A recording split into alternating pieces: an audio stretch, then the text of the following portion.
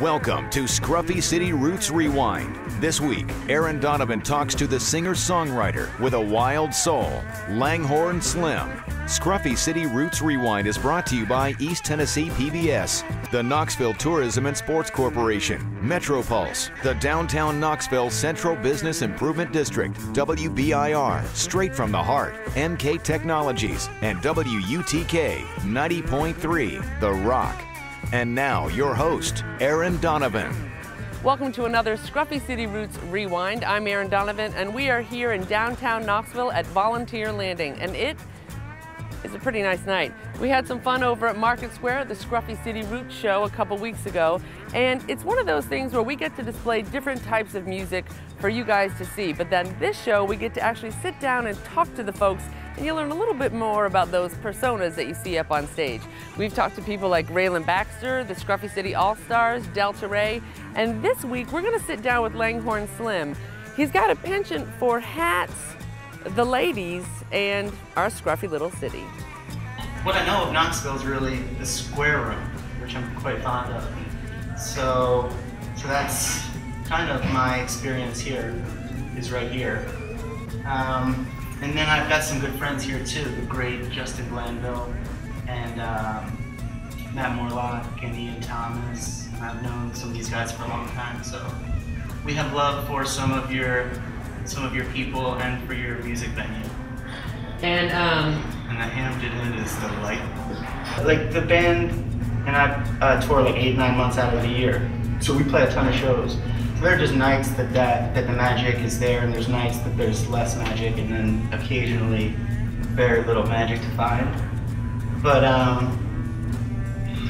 yeah, there's just great nights and then not as great nights. It's not necessarily one town or place. I think it's just when, you know, the energy in the room is aligned in a beautiful way, and that happens. That can happen in Delaware or in Tennessee or in China or, you know, even Cleveland's happening. Rock and roll happens in Cleveland.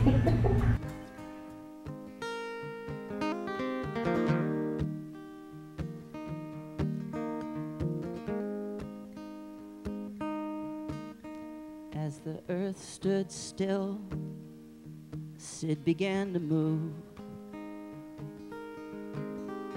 I understood the words he said, he understood mine too. But I watched Sid suffer, I saw Sid strong. Oh, tell me, where do the great ones go when they're gone?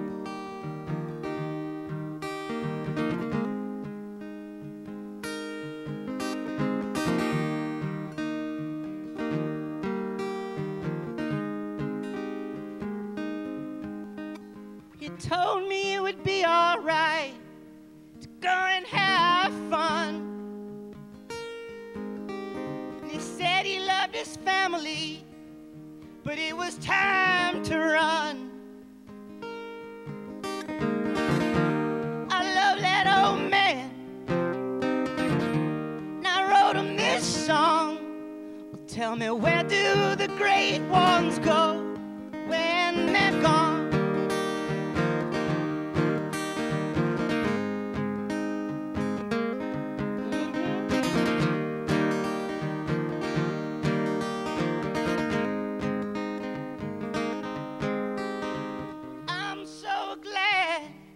I got to say goodbye. When you run into Jack Sidney, tell him I said hi. I love that old man, and I wrote him this song. Oh, tell me, where do the great ones go when they're gone?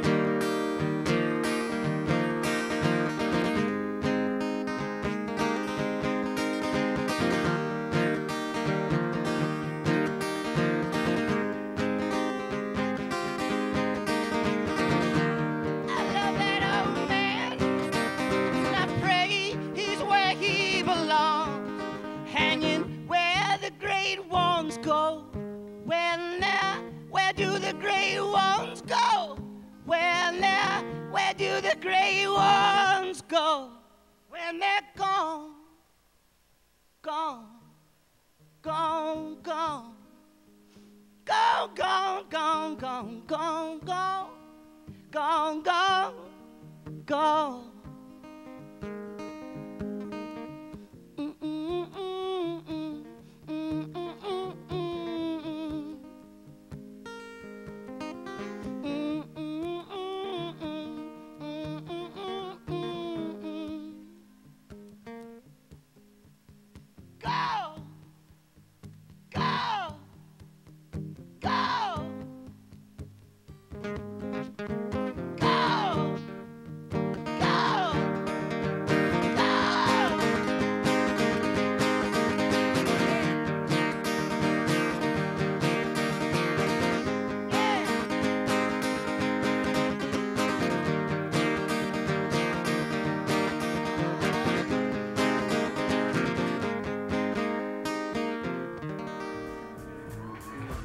It's very good music. I would categorize it as some of the best. For me, yeah, I don't think that it comes out of being in Pennsylvania. Like, I don't think it's a Pennsylvania sound, really. I think that being from a small suburb in Pennsylvania, I spent a lot of time by myself, needing a hobby. And so thankfully I picked up a guitar and then started writing songs. So maybe if I lived in more of like a bustling city or had more friends or something as a kid, I wouldn't have been as drawn to finding some sort of creative release. I was raised on a lot of show tunes, honestly. A lot of show tunes and classic rock and roll were sort of like the songs that were the kind of like soundtrack that was coming to me before I was really seeking out music. And then I got into early like folk and blues stuff and punk rock and soul, like Otis Redding and Aretha and stuff. Like the real roots of these forms of music. And do you have a favorite musician that you sort of emulate? Otis is probably my favorite singer. I don't know about emulate. I really just like the raw, real deal dudes and dudettes that would just throw down. So guitar is one of my least favorite instruments. It's just the one that I know how to play. I still would love to be a good piano player. Like I can write on it, but I'm mediocre at best. And I love the violin. I'd love to learn how to play violin. When we come back, Langhorne talks about the ladies, and he also knows how to make a pretty good soup.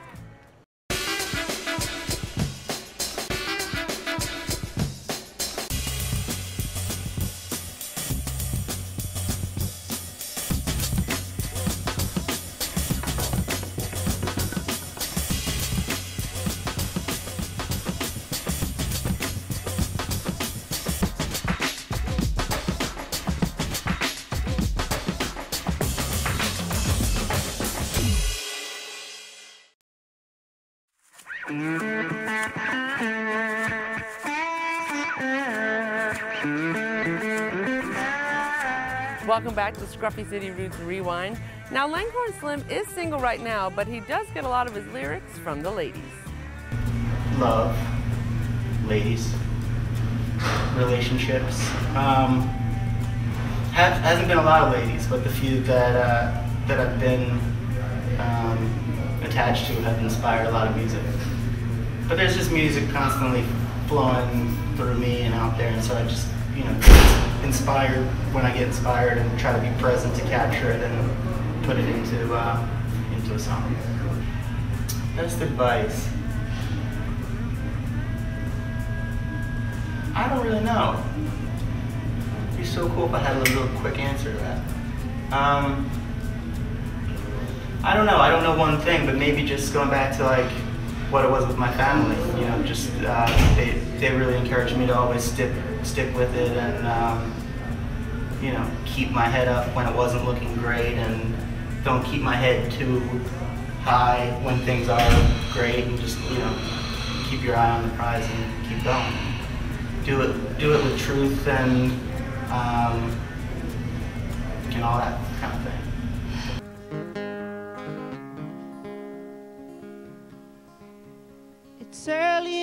morning, what are we doing up still? Drinking wine out of coffee cups, that's fine by me, as long as I'm lying by you. Last week I was in a foreign town. I was a tourist then, and I'm a tourist now in the towns that I live in, but I guess that's fine too. I'm gonna find my way. I've got nothing left to say, but take my hand. Come and take my hand.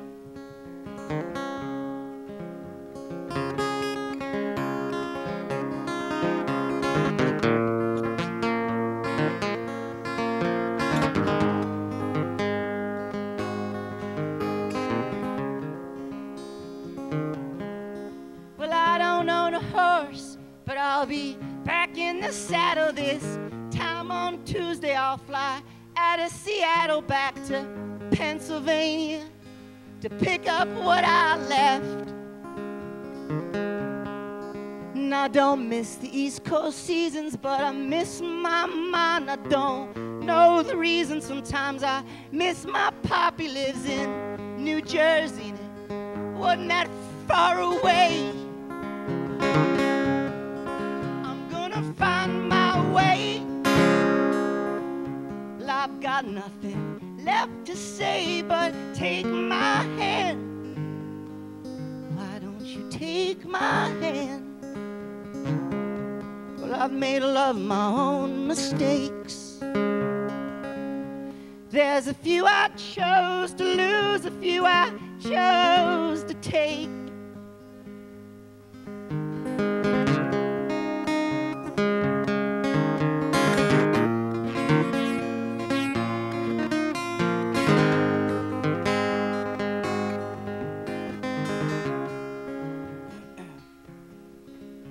It's early in the morning. What are we doing up? Still drinking wine out of these coffee cups. That's fine by me, as long as I'm lying by you. Thank you. I mean, as you continue to do this through life, you have more supporters and more people that believe in what you're doing, which is a beautiful thing. But my family was always super behind me, and I didn't have a great time like in school and stuff like that. So I think when I started doing this and started getting little shows as like a late teenager or in my early 20s, I think that they were really, really happy that I was going to find something that, you know, wasn't going to wind me up homeless or in jail. I don't think that they knew that I wouldn't be homeless. I've been homeless maybe a little bit, but not like living on the street. But I'm not paying rent anywhere at the moment. Maybe I could stay with you guys. Of course you can stay with us, but there's no continental breakfast.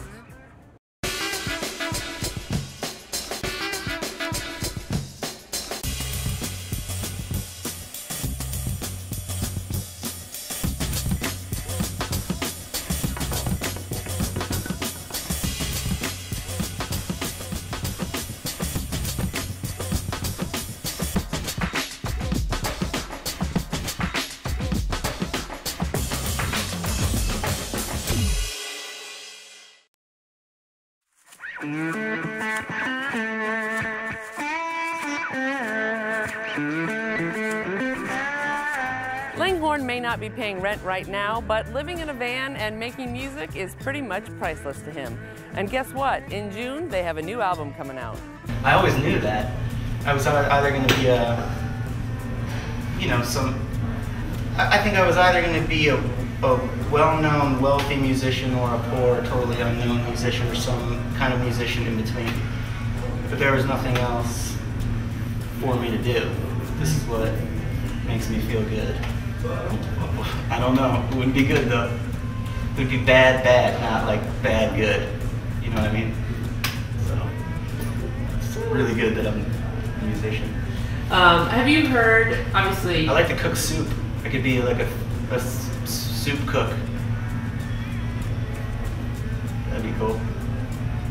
You'd be like the next soup Nazi out of your van. I'd be told you I'm a loving boy. I'd be a loving soup boy. Wouldn't yell at people. Just cooking soup. Would just be a thing to like whatever you do and love to do and get accustomed to doing. So we spend an awful lot of time in a van. There's what? It's okay, don't. Yeah, there's five dudes in a van for months. So you learn your moods, you learn to love and respect, and you learn to say you're sorry. Yeah, at least I've tried. Sorry, Billy. Love you. I told you these lies. No, we did it in Catskill, New York. Oh, but your Texas thing is probably, we've got a friend in Leander, Texas. Oh, maybe that's what it was. Yeah, and we spent a couple of weeks there working up the songs, and I think we had like a couple of weeks off in a tour for some reason. I can't remember the details on it, but so we went to John's in Leander and worked on a lot of music for the record that was then to be made at Old Soul Studio in Catskill, New York. But that was a true lie that you read.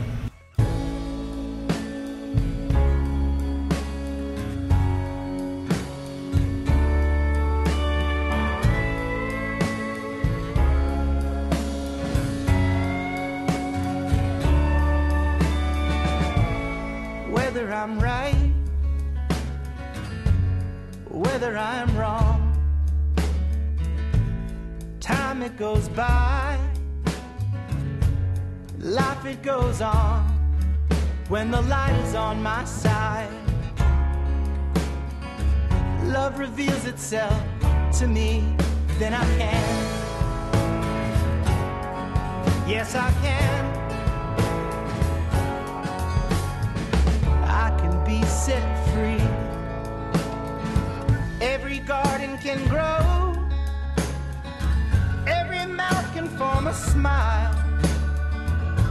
So let yourself go, ease your mind for a while. When you're tired and you're torn, humankind that seems filled with misery, then you can, yes you can. You can be set free.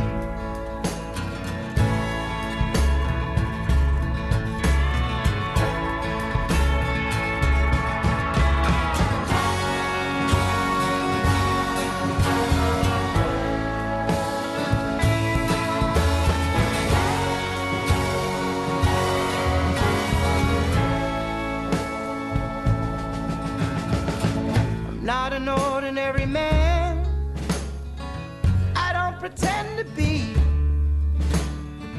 Wanna be extraordinary man. I wanna know peace. When the lights go out, I'm not lonely. It's the only thing that matters to me. Yes, I can. Yes, we can. We can be set free. We can know peace. We can be set free.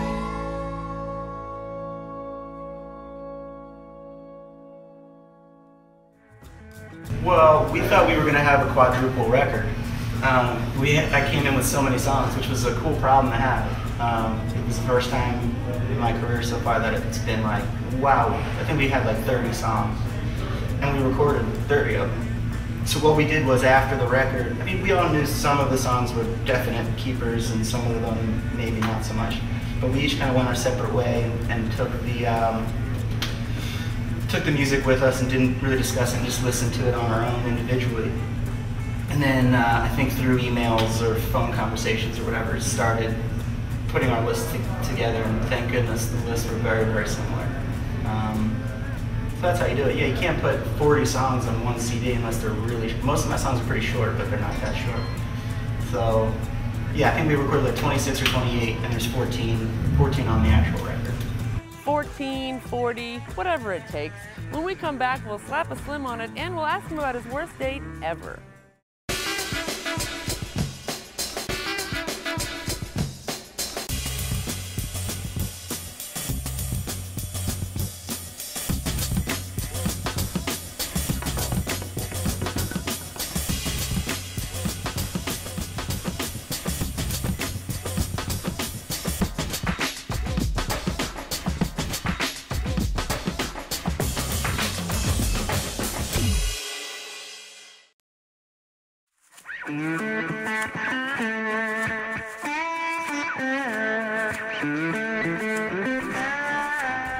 Welcome back. Now here's an interesting tidbit. Langhorne Slim, not his given moniker, but we'll talk about that in a minute. First, let's get into some details about how he's been performing since he was a teen, but he still has a little bit of stage fright. Try not to freak out. I still get pretty nervous before. I've always had a bit of stage fright. And then you walk out and, you know, you're at home. But I just try to shake it out a little bit. And yeah, it's gotten easier. I don't know what else to say about it. It's amazing. Every night, I mean, I can remember when it first started happening where people would sing, you know, you look out and see people singing along with you. It's pretty incredible. It sort of seems like a dream.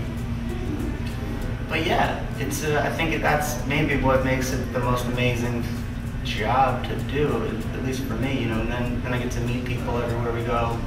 They're usually nice to us and tell us that, you know, the music means a lot to them and this and that. We get to hear people's stories and stuff. So it's incredible.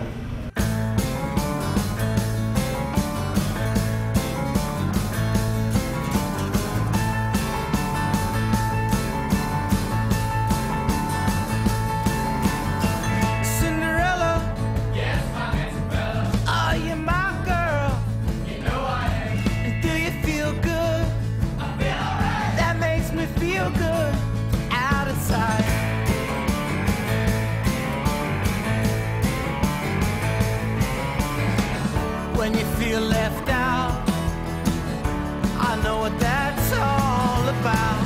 Wanna get left out with you.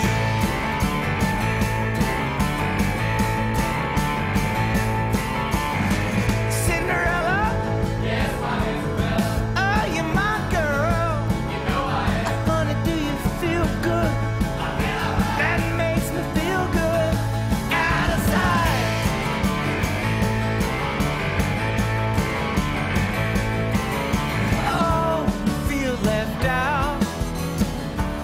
Know what that's all about. Wanna get left out with you.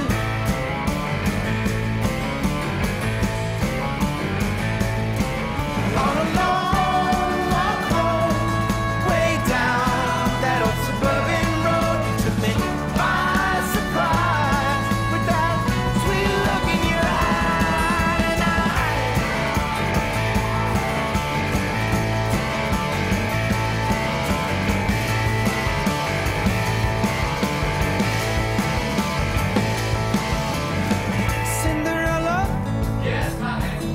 And sure you're still my girl. You know I am. Honey, do you feel good? I feel alright. That makes me feel good. Out of sight.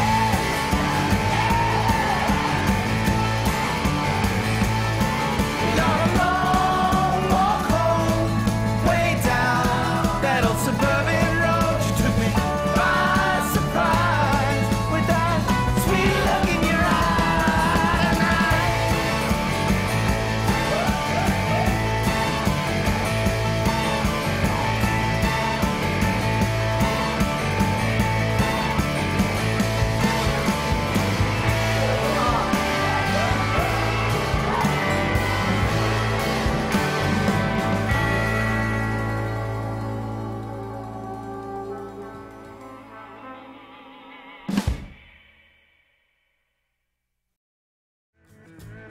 It's the town in Pennsylvania that I'm from, is Langhorne. And I didn't have a band when I first started playing, so I would often fantasize about band names. And I was a big blues fan. There's a lot of Slims and blues music, so I just took the name of the town that I'm from, slapped a Slim on the end, moved to the big city, you know, and just started doing it. Maybe I should change my name to Knoxville Slim. I don't think so. As we go to break, let's find out what his first car was. A Mitsubishi Galant was my mom's. Hand me down. So that it? No. No, I think that I had it when I was like 17. Now I've got a really big van. That's probably a big lady killer right there. Yeah. Yeah. There goes that dude in the hat driving around the van.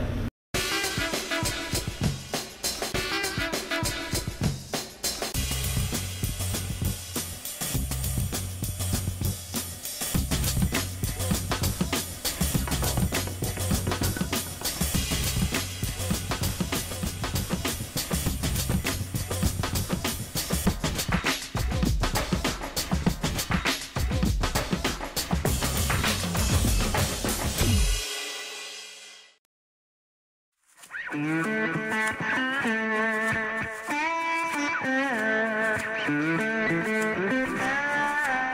now the moment we've all been waiting for. What's Langhorne's worst date and what's up with the tats? That's an anchor. That's a bird. It's a lightning bolt. I mean, they're pretty self-explanatory. I don't do a lot of dating. Probably, I'm fairly recently single, so the worst date will probably be coming up shortly. So we'll see what happens. I'm looking. Anyway. Ladies? Yeah, ladies. Gentlemen. Anybody? Yeah. It's getting to that point. And there you have it, more than you ever needed to know about Langhorne Slim. Do you notice how you have to say his entire name? Thank you so much for staying up with us, or getting up with us, as the case may be. If you want to learn a little bit more information, go to scruffycityroots.com. You can also find us on Facebook, Twitter, and YouTube because, hey, we're technology savvy just like the rest of you, even if you are getting up early and staying up late. Thank you so much for joining us, and if you want to see it live, you can go to the Square Room at the end of the month and have a great time in a great venue. And until then, no encores.